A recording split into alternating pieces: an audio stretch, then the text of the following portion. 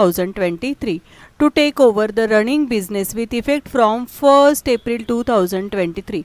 कब से business taken over किया है, कब का बिजनेस है वो 1st अप्रैल 2023 का बिजनेस है। The profit and loss for the year ended 31st मार्च 2023 और यहाँ पे प्रॉफिट एंड लॉस जो दिया है वो है 31st मार्च 2024 का प्रॉफिट एंड लॉस अकाउंट दिया है। ओके, अभी देखो यहाँ पे पहले तो हमें क्या कैलकुलेट करना होता है, जो डेट है उसके ऊपर से हम क्या करते हैं ना, टाइम रेशियो कैलकुलेट करेंगे। ठीक है, चलो टाइम रेशियो निकालना है, वर्किंग नोट बनानी है आपको। फर्स्ट टाइम रेशियो,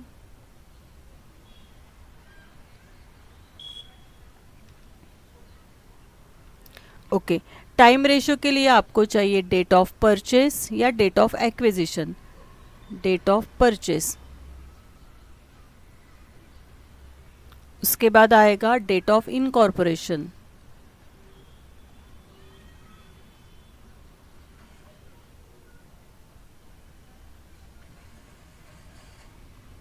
नेक्स्ट आएगा date of financial close,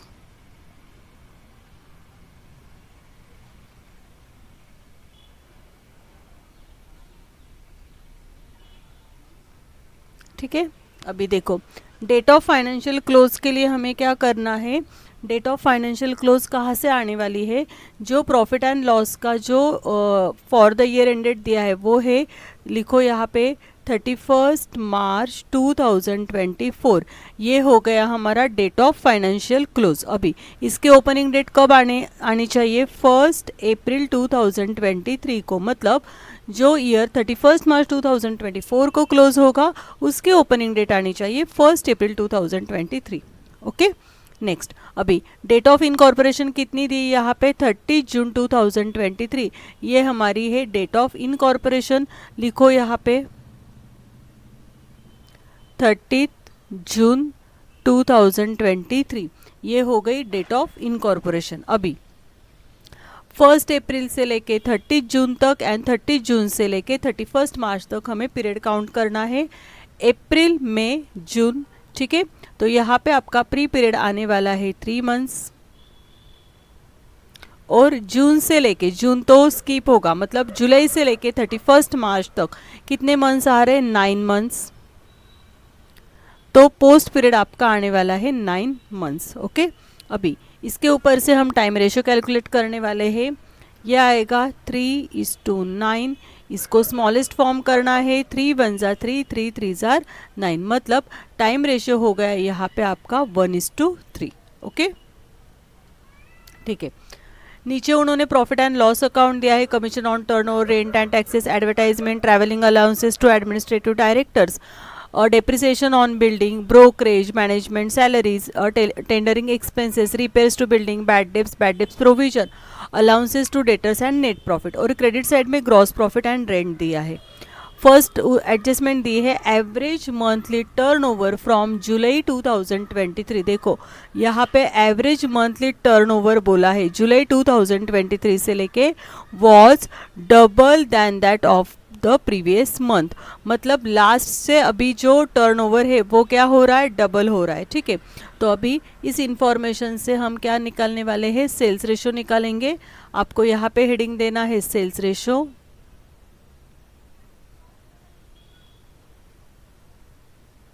okay, sales ratio के लिए फिर से हम डेट लिखेंगे टाइम रेशियो की, 1st अप्रैल 2023, उसके बाद है 30 जून 2023, और नेक्स्ट है 31st मार्च 2024। ओके, अभी देखो क्या बोला है उन्होंने, average monthly turnover July 2003 was double than that of previous month, मतलब लास्ट से अभी क्या हुआ है, मतलब प्रीवियस मंथ। देखो हम क्या करेंगे ना, प्रीवियस मंथ के सेल्स को 1 कंसिडर करेंगे।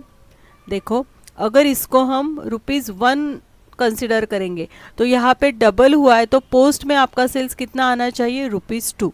लेकिन टाइम रेशियो में हमने देखा था कि प्री पीरियड कितने मंथ्स का था, 3 मंथ्स का, मतलब 3 मंथ्स हमारा सेल्स ₹1 से है। और नेक्स्ट पोस्ट में, पोस्ट कितने मंथ्स के थे, 9 मंथ्स। तो नेक्स्ट आपका पीरियड सेल्स कितना हो रहा है, डबल हो रहा है। अभी 1 3 जार 3 और 9 2 जार 18, मतलब यहाँ पे आपका सेल्स रेशो आने वाला है 3:18। इसको क्या करना है, 3 1 जार 3 3 6 जार 18, तो यहाँ पे आपका सेल्स रेशो आ गया 1:6। ओके, कुछ नहीं, टाइम रेशो की डेट लिख लेनी है। और उन्होंने बोला था कि एवरेज मंथली टर्नओवर फ्रॉम जुलाई 2023, मतलब जुलाई से आगे ये जो सेल्स है ये डबल हो रहा है। तो लास्ट मंथ हमारा जो सेल्स था वो ₹1 कंसिडर करेंगे। तो यहाँ पे अगर डबल हो रहा है तो वो हो गया ₹2। तो प्री पीरियड का टाइम कितना था, मंथ्स कितने थे, 3 मंथ्स थे। तो पोस्ट में कितने हैं, 9 मंथ्स है, मल्टीप्लाई कीजिए तो आपका फाइनली रेशो यहाँ पे सेल्स रेशो आने वाला है 1:6। Okay, next rent up to 30 June 2023। देखो यहाँ पे उन्होंने दिया है कि rent up to 30 June 2023 paid at ₹200 per month, 200 per month rent दिया है। And thereafter it was increase by ₹50 per month, और उसके बाद जो रेंट है वो ₹50 से क्या हुआ है, इंक्रीज हुआ है। ठीक है ना। तो अभी हम क्या करेंगे, यहाँ पे रेंट एंड टैक्सेस है। देखो यहाँ पे रेंट एंड टैक्सेस के अमाउंट आपके पास है 3250, रेंट एंड टैक्सेस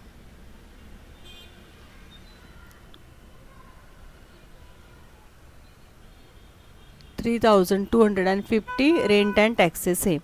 अभी उन्होंने यहाँ पे बोला है कि rent up to 30 June 2023 was ₹200। तो यहाँ पे आपको क्या करना है, फिर से टाइम रेशो की डेट लिख लेनी है, 1 अप्रैल 2023, उसके बाद है 30 जून 2023 और 31 मार्च 2024।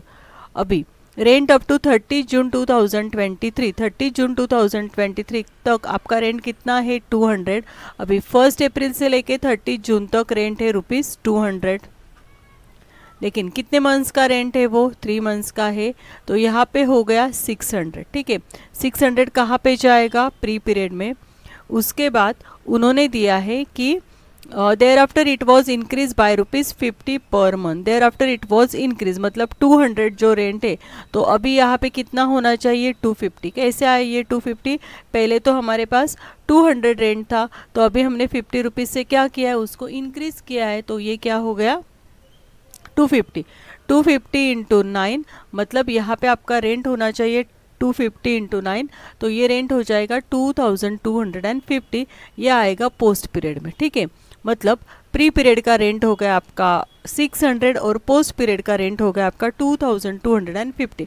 अभी इसकी टोटल लेंगे तो यहाँ पे आपको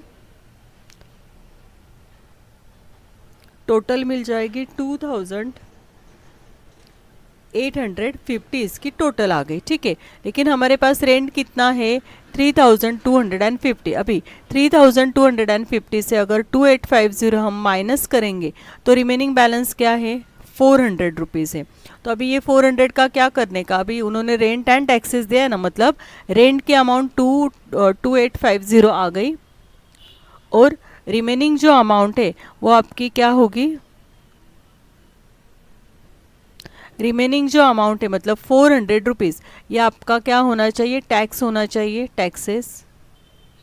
ठीक है, तो अभी टैक्सेस कौन से रेशो में जाने वाला है, टाइम रेशो में जाएगा।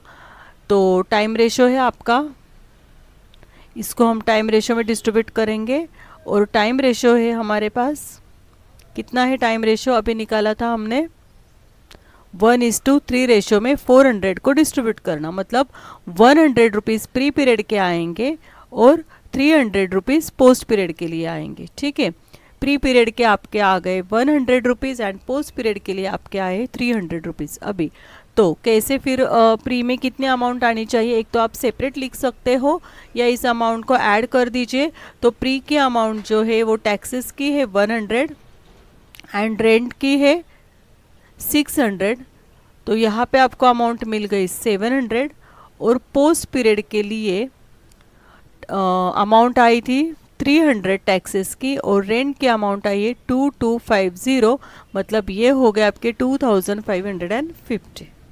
ओके। ठीक है।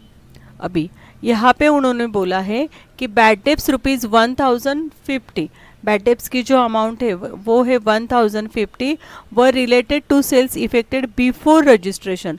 मतलब बिफोर रजिस्ट्रेशन के या प्री का जो बैड डेप्स है वो कितना है 1050। अभी ऊपर देखो बैड डेप्स के अमाउंट कितने अपने पास 1550। अगर प्री पीरियड के बैड डेप्स 1050 है तो रिमेनिंग 500 रुपीज़ कहाँ पे आने चाहिए, पोस्ट में आने चाहिए, ठीक है ना।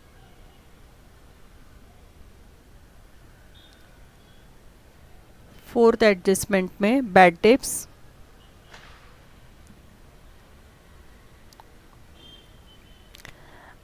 की अमाउंट है 1550। यहाँ पे उन्होंने बोला है कि बिफोर है ना, बिफोर 1050 मतलब प्री पीरियड के बैड डेप्स आएंगे आपके 1050, और पोस्ट पीरियड मतलब 1550 से 1050 को माइनस कीजिए तो पोस्ट पीरियड के बैड डेप्स आने चाहिए 500 रुपीज़, ठीक है। और लास्ट में उन्होंने दिया है रेंट्स रिसीव्ड, मतलब ये जो रेंट है ये रिसीव्ड क्रेडिट साइड में होता है directly proportionate to the time factor. मतलब ये आपको क्या करना है, ये जो रेंट है ये आपको टाइम रेशो में उसको क्या करना है, डिस्ट्रीब्यूट करना है। ओके, यहाँ तक आपकी वर्किंग नोट कंप्लीट हो गई। टाइम रेशो निकाला, सेल्स रेशो निकाला, रेंट एंड टैक्सेस के ऊपर एडजस्टमेंट थी, बैड डेप्स के ऊपर एडजस्टमेंट थी। अभी हम प्रॉब्लम सॉल्व करेंगे।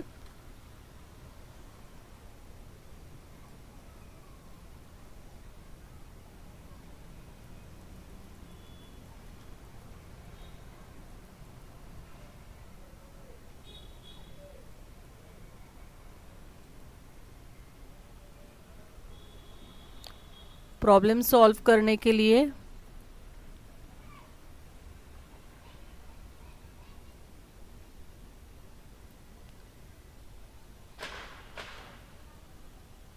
ओके आपको हेडिंग देना है अभी।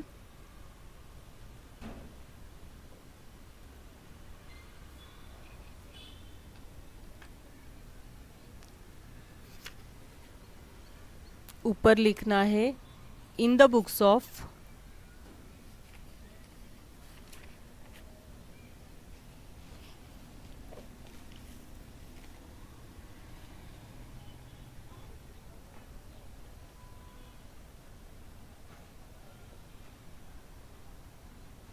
in the books of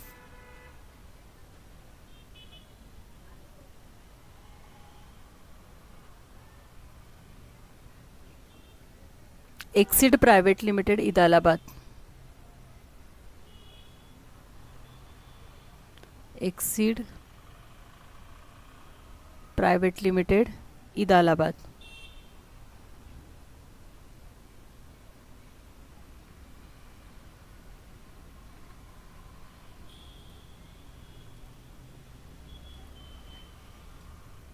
उसके बाद उसके नीचे आपको लिखना है स्टेटमेंट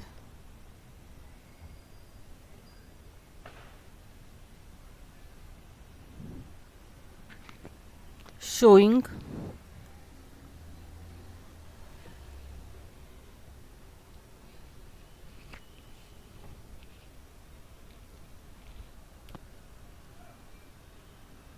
लिखो यहाँ पे showing profit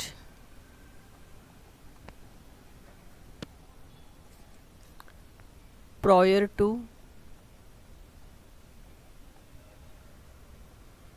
and post incorporation.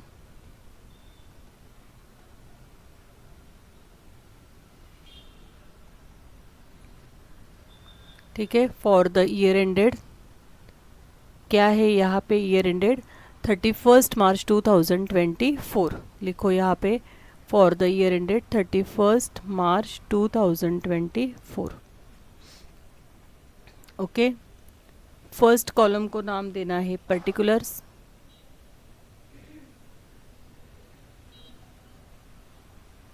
इसको नाम देना है बेसिस ऑफ अलोकेशन,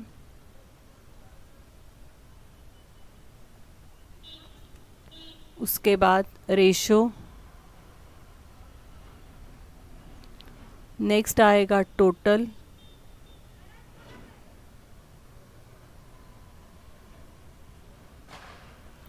यहाँ पे प्री इनकॉर्पोरेशन पीरियड में डेबिट एंड क्रेडिट कॉलम आने वाला है और पोस्ट इनकॉर्पोरेशन पीरियड में डेबिट एंड क्रेडिट कॉलम आएगा।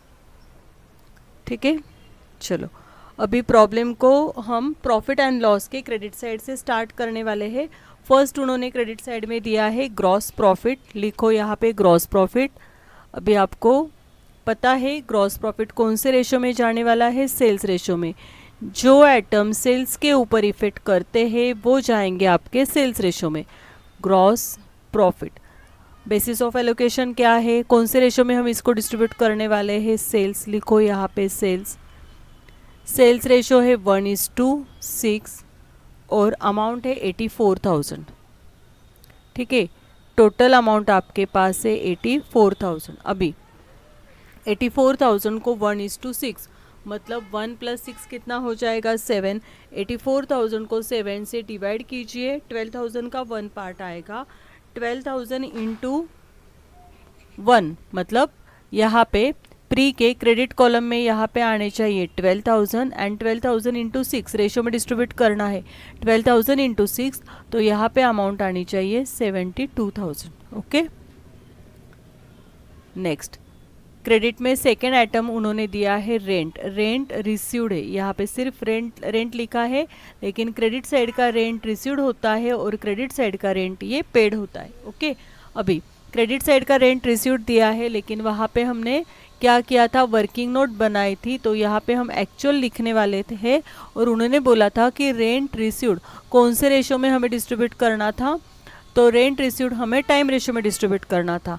तो हमारे पास टाइम रेशो है 1:3, तो 640 को आप 1:3 मतलब 1 + 3 4 हो जाएगा। 640 को 4 से डिवाइड कीजिए।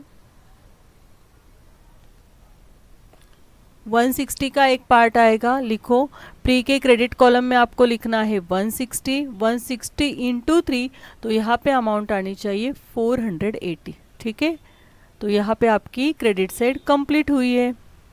करो अभी इसकी टोटल आने वाली है 84,640। ये आपकी टोटल आ गई। अभी डेबिट साइड में क्या है, कमीशन ऑन टर्नओवर। यहाँ से हमारा प्रॉब्लम स्टार्ट होने वाला है, लेकिन डेबिट साइड में है तो फिर वो हम इसके नीचे लिखेंगे कमीशन ऑन टर्नओवर। टर्नओवर का मतलब होता है सेल्स, तो कमीशन ऑन टर्नओवर आपका जाना चाहिए सेल्स रेशो में। कमीशन ऑन टर्नओवर, ठीक है, तो ये आपका जाएगा सेल्स रेशो में और सेल्स रेशो है 1:6। अमाउंट उन्होंने दिए है कमीशन ऑन टर्नओवर की 2,100। अभी 2,100 को 1 + 6 मतलब 7 से डिवाइड कीजिए।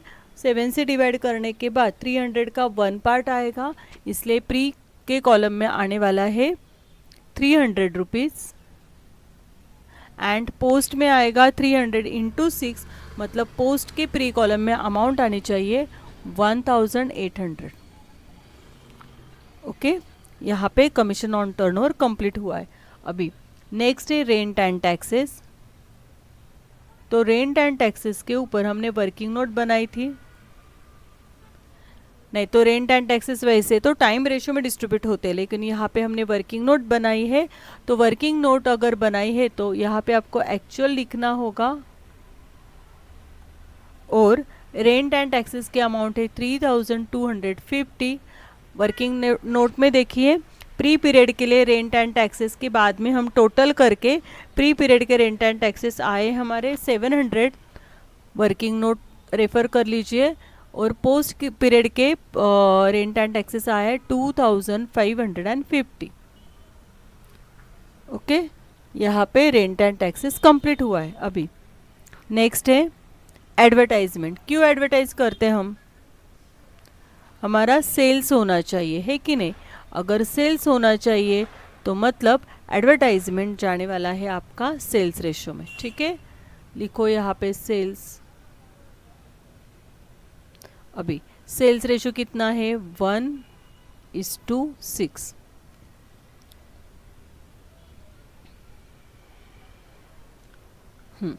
अमाउंट कितनी है 5600, 1:6 मतलब 7, 5600 को 7 से डिवाइड कीजिए,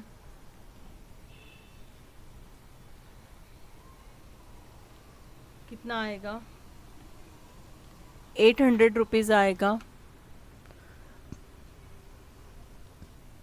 लिखो प्री के पीरियड में 800, 800 इंटू 6, तो यहाँ पे आपके अमाउंट आने चाहिए 4800। ओके, उसके बाद एडवर्टाइजमेंट के बाद है travelling allowances to administrative director. देखो ट्रैवलिंग अलाउंस है, अगर सिर्फ ट्रैवलिंग अलाउंस होता तो वो हम सेल्स रेशियो में डिस्ट्रीब्यूट करते, लेकिन यहाँ पे एडमिनिस्ट्रेटिव डायरेक्टर को अगर ट्रैवलिंग अलाउंस देना है तो वो जाएगा, वन टाइम ही उसको पेमेंट करेंगे, तो वो जाएगा आपका पोस्ट में, travelling allowance to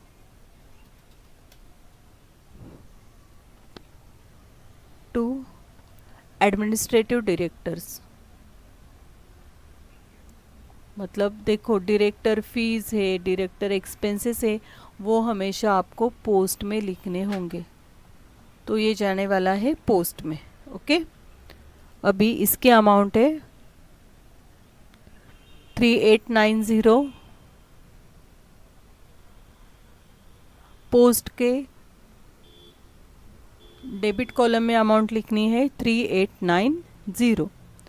travelling expenses के बाद है डेप्रिसिएशन ऑन बिल्डिंग। अभी डेप्रिसिएशन तो हमें टाइम टू टाइम करना होता है, इसलिए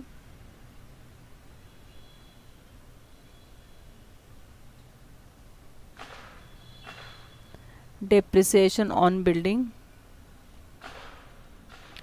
डेप्रिसिएशन का रेट हमेशा ईयरली दिया होता है, तो इसलिए उसको टाइम टू टाइम हमें पेमेंट करना होगा, तो डेप्रिसिएशन जाएगा आपका टाइम रेशियो में। लिखो यहाँ पे टाइम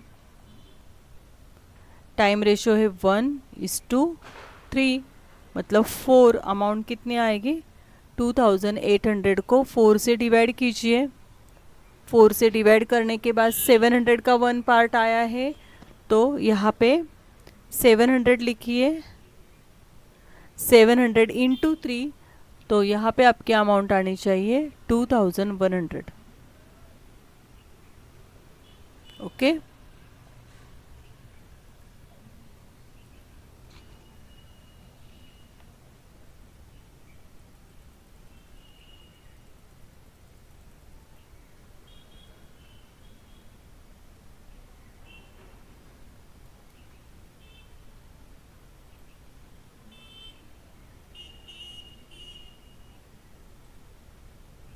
ठीक है। डेप्रिसिएशन ऑन बिल्डिंग के बाद उन्होंने दिया है ब्रोकरेज। अभी देखो ब्रोकरेज हम ब्रोकर को पेड करते हैं, अगर सेल्स होता है तो इसलिए हम ब्रोकरेज पेड करते हैं, तो ब्रोकरेज आपका जाने वाला है सेल्स रेशियो में। ब्रोकरेज के अमाउंट है 350, लिखो यहाँ पे सेल्स रेशियो है 1:6 और अमाउंट है 350। 350 को 1:6 मतलब 7 से डिवाइड कीजिए, 7 से डिवाइड करने के बाद 7 5 है ना, तो मतलब 500 का एक पार्ट, 50 रुपीज़ का एक पार्ट आएगा, 50 इंटू 1 मतलब यहाँ पे प्री पीरियड में आपके आने चाहिए 50 रुपीज़, और 50 इंटू 6 तो यहाँ पे आपके अमाउंट आनी चाहिए 300 रुपीज़। ओके, ब्रोकरेज के बाद है मैनेजमेंट सैलरीज।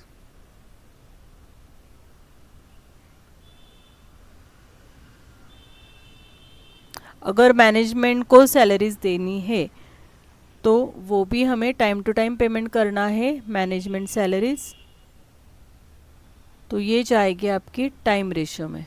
ठीक है, टाइम रेशियो है 1:3 और अमाउंट है 16,000। अभी 16,000 को 1:3 मतलब 1 + 3 कितना आएगा 4, 4 से डिवाइड कीजिए 16,000 को, 4000 का 1 पार्ट आएगा, 4000 इंटू 1 तो प्री कॉलम में आपके आने चाहिए 4000। उसके बाद 4000 इंटू 3 तो पोस्ट कॉलम में अमाउंट आने चाहिए 12,000 रुपीज़। ठीक है। मैनेजमेंट सैलरीज के बाद टेंडरिंग एक्सपेंसेस है। देखो हमें टेंडर मिलना चाहिए, इसलिए हम टेंडर भरते हैं और उसका कुछ एक्सपेंसेस करते हैं। मतलब बाद में हमारा क्या होने वाला है, सेल्स होने वाला है, इसलिए टेंडरिंग एक्सपेंसेस आपका जाने वाला है सेल्स रेशो में। ठीक है, तो सेल्स रेशो है 1:6 और टेंडरिंग एक्सपेंसेस के अमाउंट है 7,000 रुपीज़। अभी 7,000 को 7 से डिवाइड कीजिए, 1,000 का पार्ट आएगा, तो प्री पीरियड में 1,000 टेंडरिंग एक्सपेंसेस आ रहा है और पोस्ट पीरियड में आपका टेंडरिंग एक्सपेंसेस आ जाएगा 6,000 रुपीज़। ठीक है,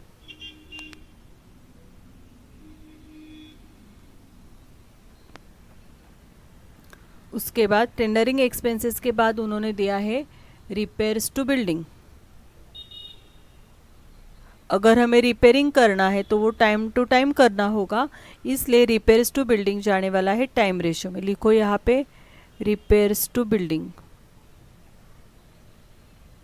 इसको हमें टाइम रेशो में डिस्ट्रीब्यूट करना है और टाइम रेशो है 1:3 और रिपेयर्स टू बिल्डिंग के अमाउंट है 600 रुपीज़। 1 + 3 मतलब 4, 600 को 4 से डिवाइड कीजिए, 150 का 1 पार्ट आने वाला है, 150 × 1, तो प्री कॉलम में रिपेयर्स आने चाहिए आपके 150, 150 × 3, तो पोस्ट कॉलम में आपके रिपेयर्स आने चाहिए 450। ओके,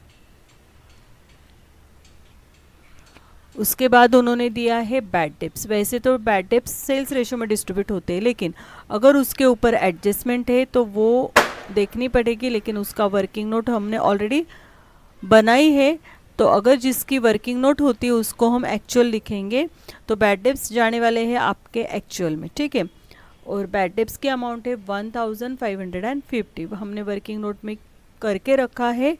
प्री पीरियड के बैड डेप्स आए हमारे 1,050, तो प्री कॉलम में लिखना है आपको 1,050 और पोस्ट कॉलम के बैड डेप्स आने चाहिए 500 रुपीज़।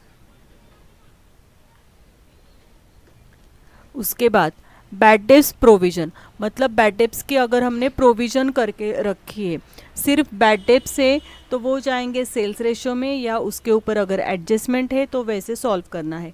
लेकिन अभी यहाँ पे उन्होंने बैड डेप्स प्रोविज़न दिया है, तो प्रोविज़न की है, जिसकी हम प्रोविज़न करेंगे तो वो हम हमेशा लास्ट में प्रोविज़न करते हैं, इसलिए बैड डेप्स प्रोविज़न, तो बैड डेप्स प्रोविज़न जाने वाला है पोस्ट में, इसको डिस्ट्रीब्यूट नहीं करना है। और बैड डेप्स प्रोविज़न के अमाउंट है 1,080। ठीक है, पोस्ट कॉलम में आपको लिखना है 1,080, इसको डिस्ट्रीब्यूट नहीं होगा। उसके बाद है अलाउंसेस टू डेटर्स। देखो डेटर्स कहाँ से तैयार होते हैं, जब हम गुड्स सोल्ड आउट करते हैं तो उसको हम डेटर्स बोलते हैं। ऑन क्रेडिट अगर गुड्स हम सेल्स करेंगे तो वो क्या हो गए, हमारे डेटर्स हो गए, है कि नहीं। अभी मतलब वो सेल्स रेशो में जाएंगे, तो अलाउंसेस टू डेटर्स, डेटर्स को हमने अलाउंसेस दिया है या डिस्काउंट दिया है, तो वो जाने वाला है आपका सेल्स रेशो में।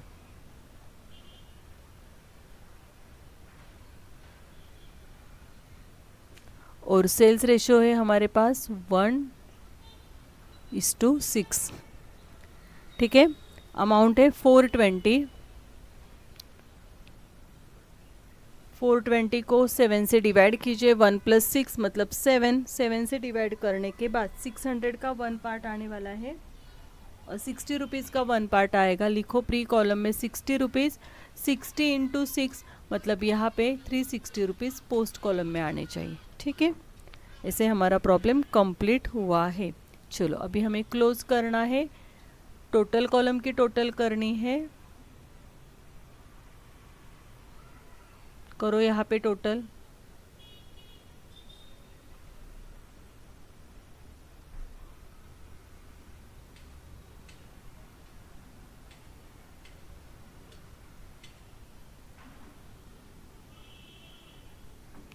ठीक है, टोटल कॉलम के लिए ऊपर से लेके मतलब 2100 3250 से लेके 420 तक पूरी टोटल करनी। ऊपर तो 84,640 क्रेडिट साइड की टोटल आई थी, अभी डेबिट के जो आइटम्स हमने डिस्ट्रीब्यूट किए उसकी टोटल करो तो उसकी टोटल आ रही है आपकी 44,640। लिखो यहाँ पे 44,640। ओके, उसके बाद प्रॉब्लम के डेबिट साइड में देखना है।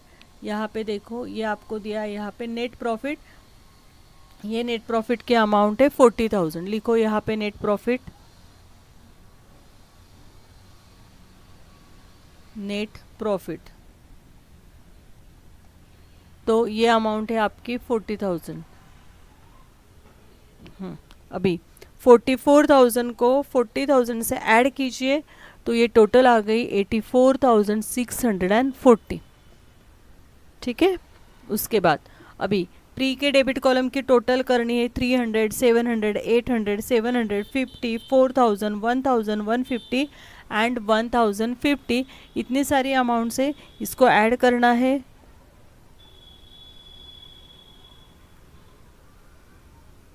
ऐड करने के बाद इसकी टोटल आपके आ रही है 8,810। ठीक है, अभी प्री कॉलम के क्रेडिट साइड की टोटल करनी है तो क्रेडिट साइड में आपको 12,160, मतलब क्रेडिट साइड की टोटल आनी चाहिए 12,160। ठीक है, जो टोटल क्रेडिट के आएगी उसी को हमें डेबिट कॉलम में लिखना है 12,160। अभी 12,160 को 8810 से माइनस कीजिए तो यहाँ पे अमाउंट आनी चाहिए 3350। प्री पीरियड का जो प्रॉफिट होता है आता है वो क्या होता है, कैपिटल प्रॉफिट। तो हमें यहाँ पे नाम देना है कैपिटल। ओके, अभी हम पोस्ट कॉलम को क्लोज करेंगे। पोस्ट कॉलम के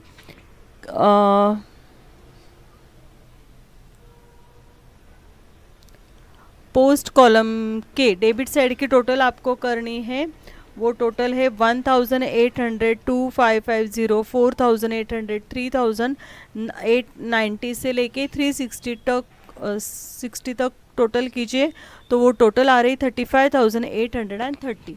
लिखो यहाँ पे 35,830।